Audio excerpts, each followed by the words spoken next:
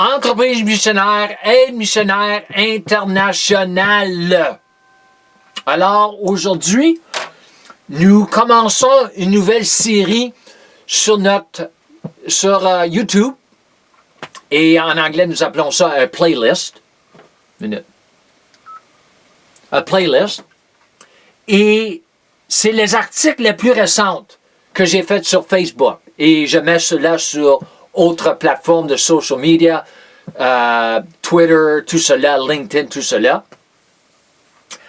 Alors, j'ai ma Bible en français ici.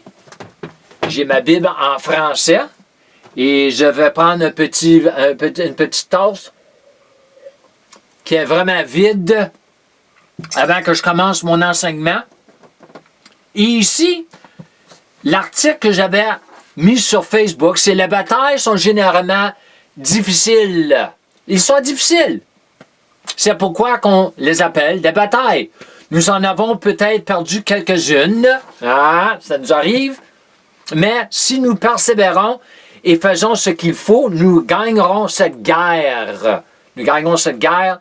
Je le sens en plus profond de moi et je ne prends pas mes désirs pour les réalités.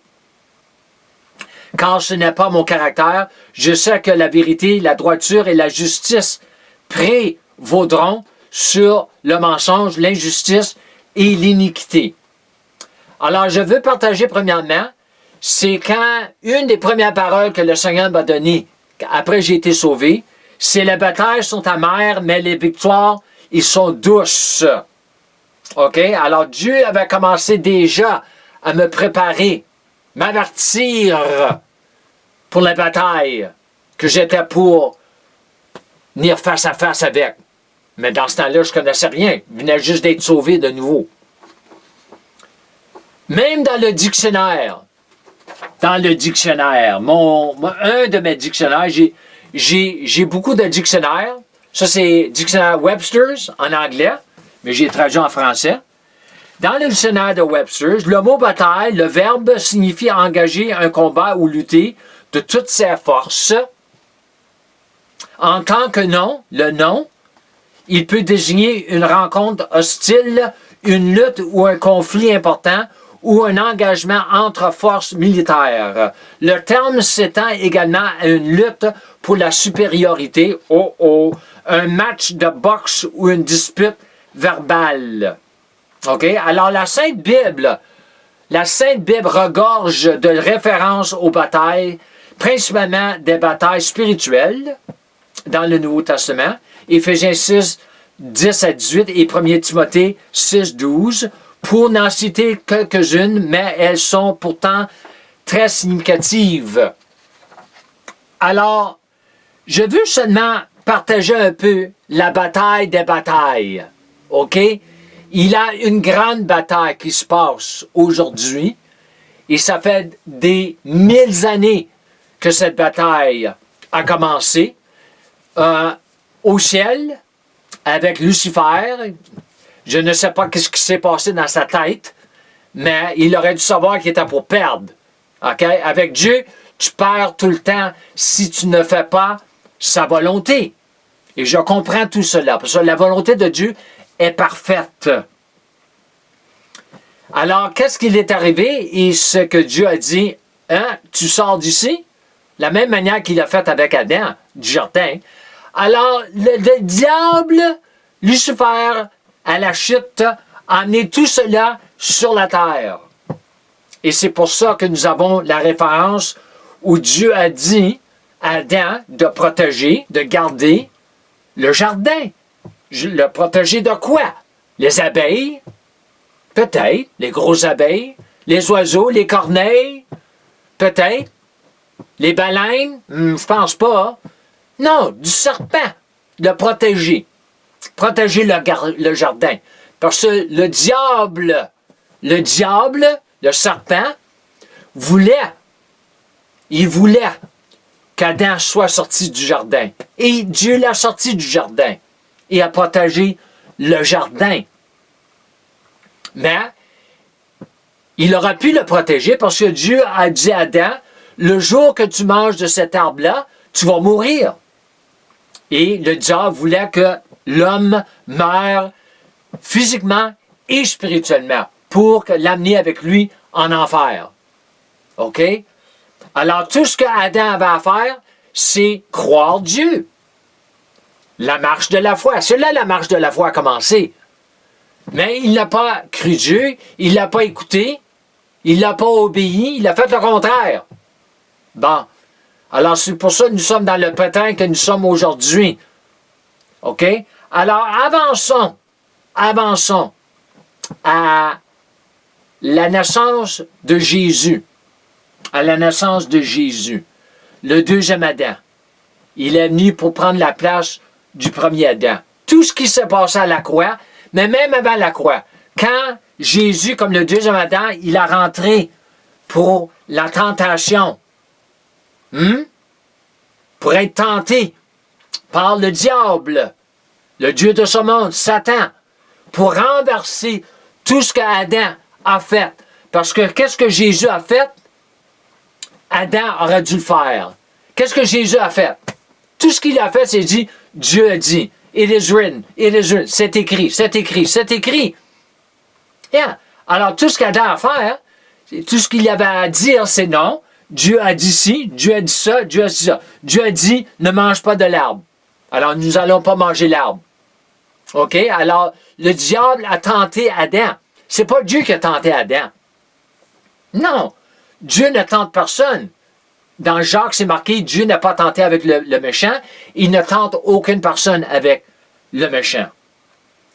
Alors, Jésus, comme le deuxième Adam, pour renverser tout ce qui s'est passé dans le jardin, il a eu la victoire, mais c'est marqué aussi que le diable s'était reculé pour une autre occasion, plus tard, pour la tentation.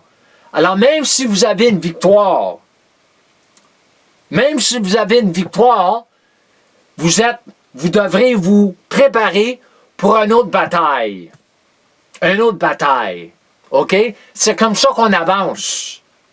Le plus de batailles et le plus de victoires, le plus qu'on avance. OK? Alors, j'avais marqué ici dans Éphésiens 6, j'avais marqué l'armure, la pleine armure de Dieu. Il y a deux parties de l'armure. Tout est important. Croyez-moi, tout est important. Mais les deux parties, je veux toucher bref. C'est le bouclier de la foi. Le bouclier. Se servir du bouclier, se servir de notre foi comme un bouclier. OK? Parce que c'est la foi qui met Dieu à l'œuvre. Alors, le plus qu'on se sert de notre foi comme un bouclier, on peut mettre Dieu à l'œuvre et c'est Dieu qui arrête le diable. C'est lui, Dieu, dans le domaine invisible, qui a le pouvoir d'arrêter les démons, de les empêcher de nous détruire. Ensuite, nous avons le casque du salut, the helmet of salvation. Bon, le Seigneur avait donné ça des années passées. Le casque du salut, c'est le renouvellement de l'intelligence. Alors, le casque du salut, ça a à faire avec tout ce que nous avons, le salut, tout ce que nous avons été sauvés de, le salut, notre rédemption, OK? Tout ce que nous avons été sauvés de. Le plus qu'on renouvelle notre intelligence avec les vérités ou les réalités de la nouvelle création qui fait partie de notre rédemption, qui fait partie de notre salut, parce que Dieu nous a donné une nouvelle création. Dieu ne nous a pas seulement sauvés. Non, il nous a fait une nouvelle création. Il a mis une nouvelle création sur la terre avec l'ancienne création. OK? Pour recommencer une nouvelle race humaine. Éphésiens 2,15. Un nouvel homme. All right? Alors, le plus qu'on renouvelle notre intelligence avec l'hérité de la nouvelle création, qui nous sommes en Christ, qu'est-ce qui nous sommes, qu'est-ce qui nous appartient, les droits, les privilèges, les bénéfices, tout cela, le plus que nous avons à avoir le pouvoir sous le diable. OK? Parce que ça, c'est ce que Dieu nous a donné, c'est ce que Dieu croit. Alors, nous devons croire ce que Dieu croit. Alors, le plus que nous marchons dans le domaine de la foi et non dans le domaine de la vue, le plus que nous allons avoir la victoire parce que c'est là nous engageons Dieu dans notre vie pour travailler à l'œuvre dans notre vie. OK? Et si nous continuons à marcher par la foi, la vue, c'est là que le diable, avec les circonstances, tout cela, c'est là que le diable a le pouvoir de nous détruire. C'est marqué Jean, c'est-tu Jean? 10:10. Yeah, il est venu pour nous détruire. He came to seek, kill and destroy, right? Alors, il est venu pour nous détruire. Yeah, il veut nous détruire. Non seulement les païens, il est déjà, mais il veut les empêcher d'être sauvés, mais les chrétiens, ceux qui font partie de la nouvelle race, ceux qui font partie de la famille de Dieu, il veut nous détruire. C'est partout dans la Bible. C'est partout. Dans la Sainte Bible, c'est partout. Il faut savoir qu'est-ce qui est marqué. Alors, moi, comme j'ai dit ici, je marque que je sais que la vérité, la droiture et la justice prévaudront sur le mensonge, l'injustice et l'iniquité. Si, conditionnel, si nous marchons par la foi. Parce que les batailles, oui, sont généralement difficiles. Ils sont difficiles. Il y a des batailles qui sont plus difficiles que d'autres batailles. Mais, si nous allons à la guerre, sur le champ de bataille, avec la pleine armure de Dieu, nous savons que Dieu est là pour nous aider. Dieu est tout le temps là pour nous aider. Mais il faut marcher par la foi, parce que c'est la foi qui met Dieu à l'œuvre. Shalom et Amen.